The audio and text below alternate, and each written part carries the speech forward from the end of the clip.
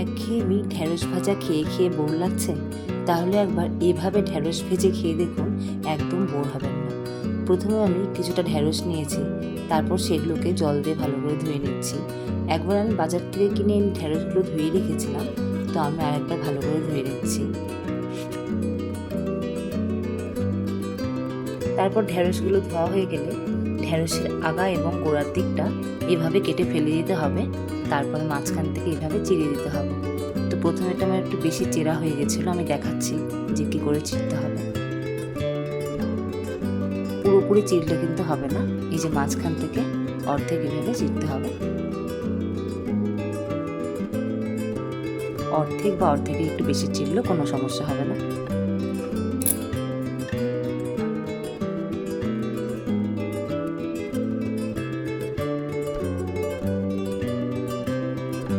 আসলে একই রকমভাবে কোনো রান্নাই খেতে ভালো লাগে না, তো মাঝে মাঝে একটু আলাদা রকম কিছু বানালে খেতে কিন্তু ভালো লাগে। তো এইভাবে ঢ্যাঁড়সগুলোকে মাঝখান থেকে আমি চিড়ে নিয়েছি।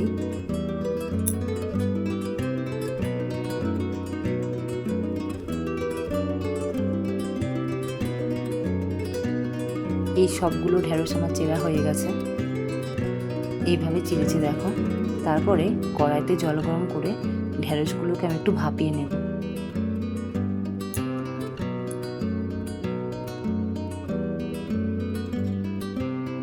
ঢ্যাঁড়সগুলো ভাপাতে দিয়েছি।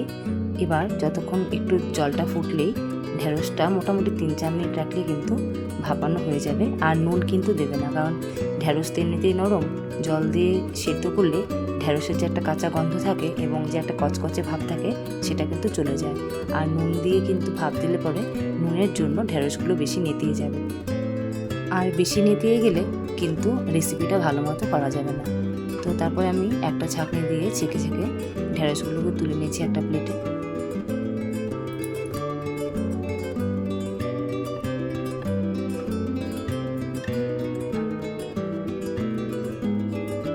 দেখো খুব সুন্দর সেদ্ধ হয়ে গেছে, কিন্তু একদম নেতিয়েও যায়নি, যে ঠিক এরকম টাইপের সেদ্ধটা হবে।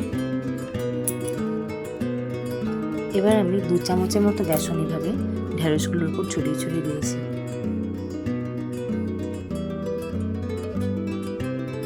2 চামচের একটু বেশি দিয়েছি, 2 চামচ 2.5 চামচের মতো দিয়েছি। আর দিয়েছি 1.5 চামচ চালের গুঁড়ো। যদি বাড়িতে বেসন না থাকে শুধু চালের গুঁড়ো দিয়েও করা যায়, তো বেসন দিলে স্বাদটা একটু আলাদা হয়, ভালো লাগে খেতে। তারপর দিয়েছি 1/2 চামচের থেকেও একটু কম নুন। সামান্য হলুদের গুঁড়ো দিয়েছি, আর সামান্য গোলমরিচের গুঁড়ো একটু ঝাল ঝাল হওয়ার জন্য। এবার ভালো করে শুকনো শুকনো এটাকে মাখতে হবে। এভাবে শুকনো শুকনো মাখার পর অল্প অল্প করে জল দিয়ে মাখতে হবে। বেশি জল দিয়ে আগে থেকে মাখলে কিন্তু পাতলা হয়ে গেলে হবে না, কারণ এমনিতেই তো ঢ্যাঁড়সের গাটা পিচ্ছিল হয়ে থাকে। তো এটা একদম পুরো কোটিং হবে না, হালকা হালকাই কোট থাকবে। তো এইভাবে মাখিয়ে নিতে হবে অল্প জল দিয়ে, এইভাবে মাখাতে হবে।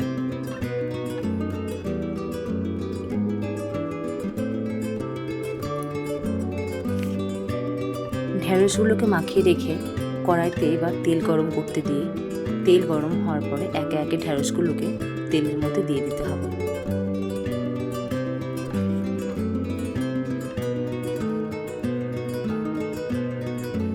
আর গ্যাসের ফ্লেমটাকে কিন্তু লো রাখতে হবে।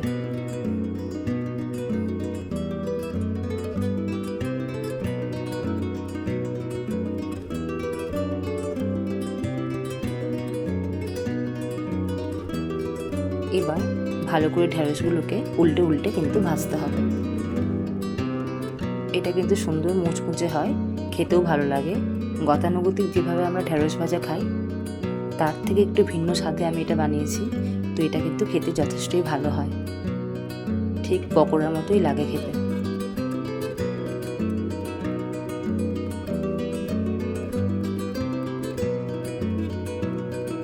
এইভাবে ভালো করে একটু উল্টে উল্টে ভাজতে হবে, গ্যাসের ফ্লেমটাকে লো রেখে।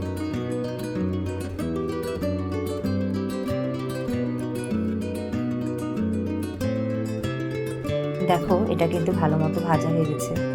এরকম একটু লালচে লালচে হয়ে গেলে কিন্তু তুলে নিতে হবে। তো আমি একটা প্লেটের মধ্যে টিস্যু দিয়ে ঢ্যাঁড়সের পকোড়াগুলোকে তুলে নিয়েছি।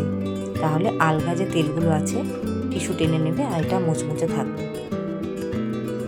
তো তোমরা বানানোর ঠিক সঙ্গে সঙ্গে একটু পরেই খাওয়ার চেষ্টা করবে। বেশিক্ষণ থাকলে তো ঠান্ডা হয়ে যায়, ঠান্ডা হয়ে গেলে তো একটু নরম হয়ে যাবে।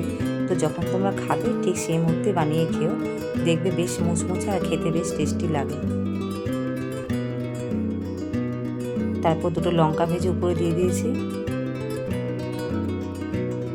এইভাবে তোমরা ঢ্যাঁড়সের মুচমুচে রেসিপিটি বানিয়ে খেও, দেখবে ডাল ভাত হোক বা সন্ধেবেলার মুড়ি সব কিছুর সঙ্গে কিন্তু এটা বেশ ভালো লাগে।